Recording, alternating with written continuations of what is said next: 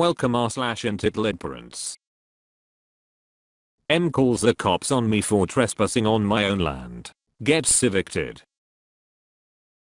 Backstory: for most of my life I was raised by my grandfather. Nothing was wrong with my family life or anything, just a few sets of circumstances that's a whole other story in itself. We live in a suburban area surrounded by woods, and he owns about 10 acres into the woods with the boundaries clearly marked by stone walls. One of these stone walls separated my grandfather's land from a cul-de-sac, and up until now we have had zero problems with any of them. In fact, my grandfather was usually more than happy to give permission to neighbors who politely asked him to use his land, given they had a good reason. One of these neighbors had asked my grandfather if he could to dump the sticks and leaves in his yard over the stone wall. My grandfather agreed as he rarely uses that part of the property anyway. This will be important later.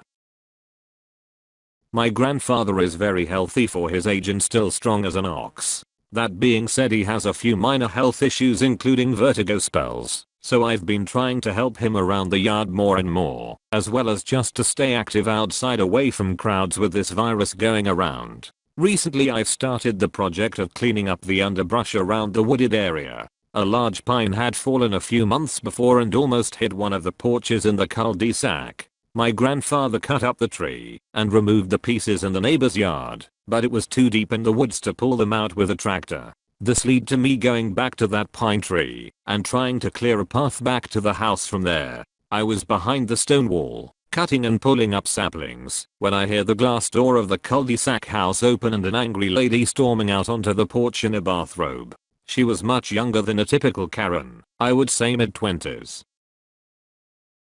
M. What are you doing here? You can't be here. L. Me. Why not? M. Because you're trespassing, dumbass. You think you can just hang out in the woods behind my house with my kids inside? Get the out of here before I call the cops. At this point I'm just looking at her trying to figure out what to say. I mean, I get it. It can be a little weird seeing someone in the woods behind your house if you haven't seen them before. Me, ma'am, I'm sorry if I scared you, but my family owns this part of the woods. I'm just cleaning up back here. Remember, me and my grandfather were back here a few months back to take care of that tree that fell down. I just need to clear a path so we can get it out of here. At this point I thought it was purely a misunderstanding. M. Don't be ridiculous. Those were laborers my BF's dad hired. You don't own the land. My BF's dad owns all this. Gestures with her hand. Now I'll tell you one more time to get out before I call the cops. Now I'm thinking I might be dealing with a genuine idiot as outside our property boundaries, the woods are owned by the town water plant and don't have public access. But I'm also taken aback that she referred to us as laborers. Me, guess you're going to have to call the cops then, because I ain't moving. I don't care what your BF or your BF's dad says. I shrug as I lean back against the wall and pull out my phone to call my grandfather to tell him where I was. He tells me he'll be there in a few minutes and to hang tight. She then dramatically proceeds to call 911 and tells them there's a shady individual on her property refusing to leave and she's afraid for her life. I start getting nervous at this point, even though all I have on me is a hooked branch cutter. So I call up the police non-emergency number, briefly explain the situation as just a land dispute that got out of hand, and that I'm unarmed and waiting on my own property, and that I have never left my own property. He assured me that it would be settled when the officers arrived, which didn't help my nerves. Just then I hear my grandfather pull up and see him walking through the yard towards us. M.W. What? Stay back, you can't come in my yard. Grandfather growls, keep your mouth shut, you dumb broad. He growled as he walked over to me and climbed over the wall, so he was on my side. Grandfather, now who the hell do you think you are, and why are you yelling at my granddaughter? M. My BF's dad owns all this, and both of you are going to get arrested for trespassing. My grandfather let out a dramatic indignant laugh. Grandfather, oh, did he tell you that? Well, you're in for quite the shock. And your BF's dad is in for quite the talk. After them yelling back and forth for a few minutes, 2 cop cars pull up and 3 officers come walking into the yard. As soon as they do, she starts screaming again about how we have no right to be in the woods behind her house, where we can see her kids inside. Cop 1 looks to G. Sir, do you own the property behind this wall? Grandfather, yes, sir I do. Pulls out his wallet to show his address. Cop 1, eyeing his license. Sir, this address is 4 down the street. Me, correct, but if you look on Google Maps it shows the property boundaries of that address reach out through the woods and end at this wall. I hand him my phone, which already has Google Maps open showing our exact location within the boundary of the property. Cop 2, yup, she's right. So what were you all doing back here, if you don't mind me asking? We explained the situation of the tree and how we were working to remove the remnants. Meanwhile the other officer was taking a statement from M.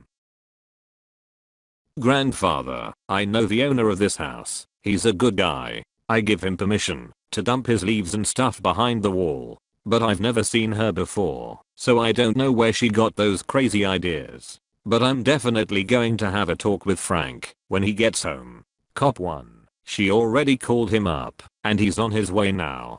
Do you mind sticking around for a little until he gets here? Grandfather, sure, we got nothing to do. The cops walked us to my grandfather's truck where we waited about 10 minutes for Frank to pull in. When he did, he immediately walked over to the truck. Frank, grandfather's first name. Op, what's going on? Someone was hiding out in the woods. Are you okay? Did you see him?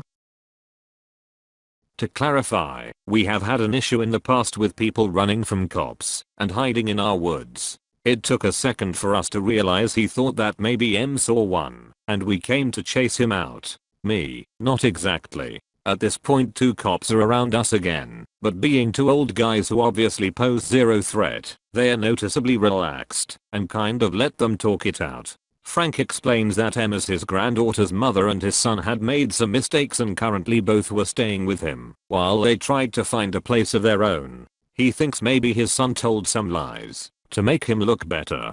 Grandfather, well, I hate to say it, but your son made some big mistakes. She's crazy. Frank, oh, you have no idea. The other cop is still talking to M, who won't stop screaming about not wanting us being able to see into the living room, especially my grandfather, a creepy old man.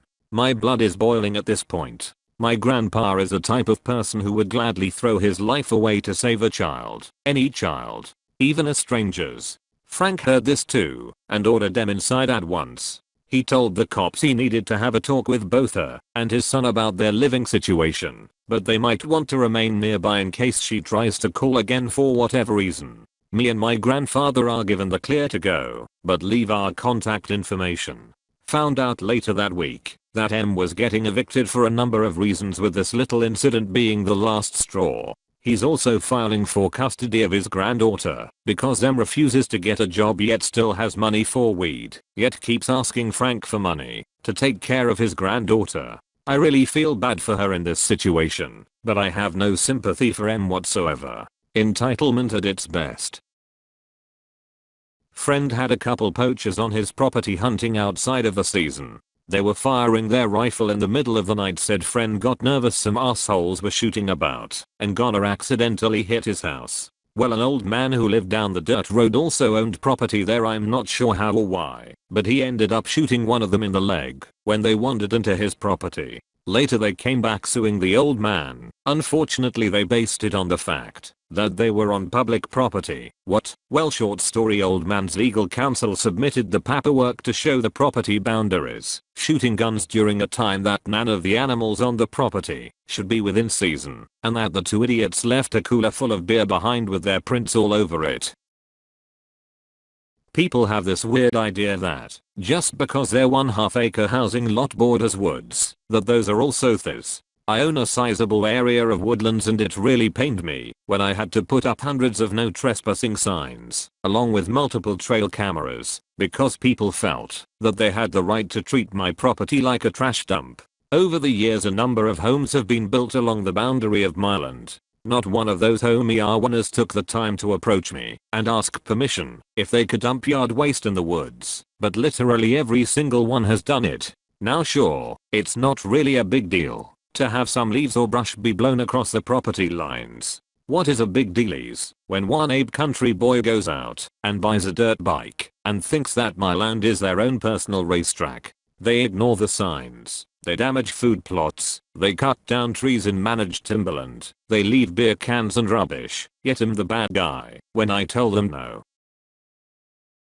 I know I'm ranting right now, but this story really hit home to me. Respect property lines. Respect people's privacy. Most of all, respect the land. It's super easy to find out where one property ends and another begins. If you wish to utilize land that isn't yours, ask permission and abide by any rules the landowner wishes you to follow. If they decline permission, find out where there's public land. In the U.S. there are millions of acres of public land and anyone has the right to recreate on them. Yes, some have more stringent laws than others, but a simple Google search will direct you to land that can accommodate your needs. Again, I apologize for going on and on. I just love the outdoors and hate to see people misuse it. They just worked a lot when I was a kid, so I spent most of my days at my grandparents' house and just going home to go to bed.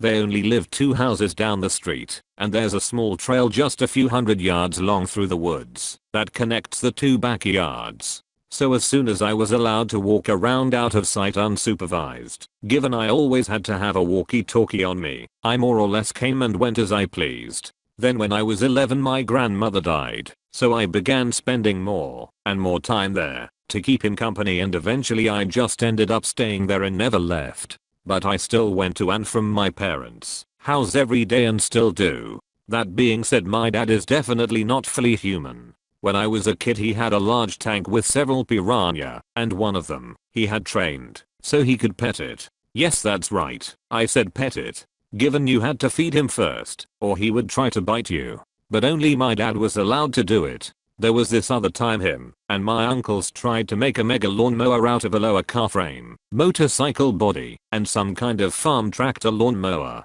Shockingly they actually got it to run, but ended up scrapping it because it couldn't turn well. I have a million stories about his shenanigans, but those are definitely in the top 5.